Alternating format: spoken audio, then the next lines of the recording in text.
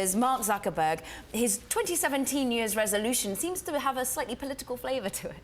Absolutely. He is going from on travels to all 50 states and trying to connect with the people there. He was in Dallas this week for the testimony in the Oculus trial, and he went to a rodeo, he toured a data center. He's really trying to connect with the people. Now, whether that means he's running for office, I think people forget that the U.S. population is 320 million. The population of Facebook is 1.8 billion. Yeah. It's important for him to shape his image as the leader of that as well. So this is not just a ploy for something larger, but he is trying to shape his legacy here. And absolutely, we could see him have much more involvement in government.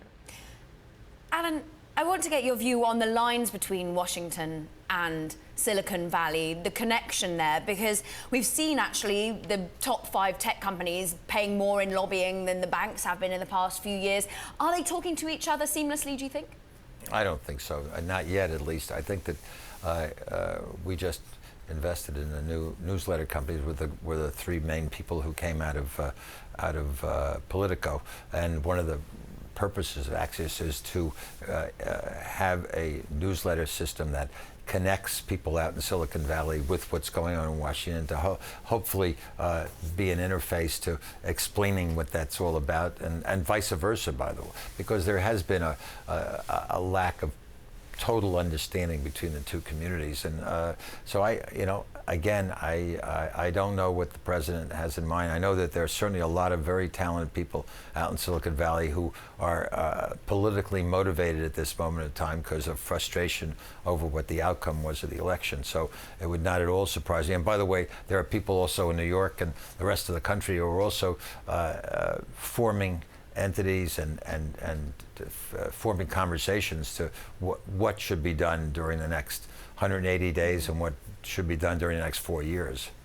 I mean, we saw pictures just now of one politically motivated man who was actually on Trump's side, which was Peter Thiel. Sarah, there's talk potentially, we heard there from Politico, that maybe he would be running for governor of California. But is he building bridges between the two sides, Silicon Valley and Washington, do you think? I've heard other things too. There was a report the other day that he might be ambassador to Germany. Swiftly denied. Yes, exactly. So I think that Thiel, he told the New York Times that he doesn't want a position in the Trump administration, but I don't think that I think that we've seen over the last year that he does really care about the shape that policies take and would like to get more involved. And so I think that would be a really interesting outcome, especially considering his comments recently that he would be cool with California secession.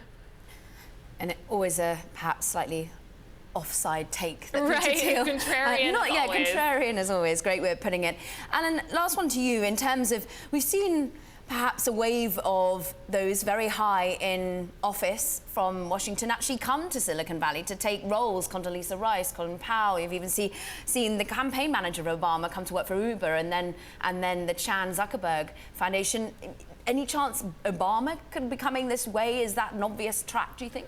I think I'll take him at face value. Everything, all the pronouncements he's made the last week and last month is he is going to become, he is not going to sit in the sidelines from a political standpoint. He's going to comment on what's happening and be, you might say, a shadow cabinet of one at least to what happens, and not just stand by and observe. I think he's very definitely, and I don't know this personal knowledge, but everything I read is he is not going to be passive like some other presidents have been, just taking that as a position.